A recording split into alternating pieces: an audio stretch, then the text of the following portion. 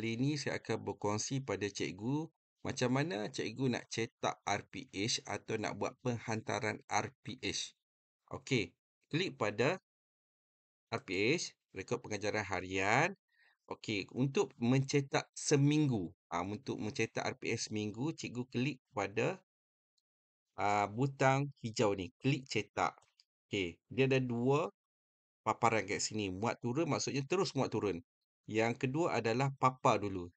Dia maksudnya dia papar untuk cikgu lihat dulu. Okey, contoh saya pilih papar RPH.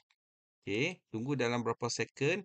Okey, dia dah papar RPH, apa semua, maklumat RPH, cikgu pun semua. Cikgu pastikan betul pun semua.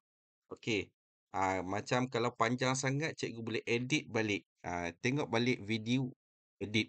Kemudian, pastikan cikgu dah semua dah okey semua. Tak ada apa perubahan. Apa yang cikgu perlu buat adalah cikgu klik butang cetak. Terus cetak. Okey. Itu saja daripada saya. Sekian, terima kasih.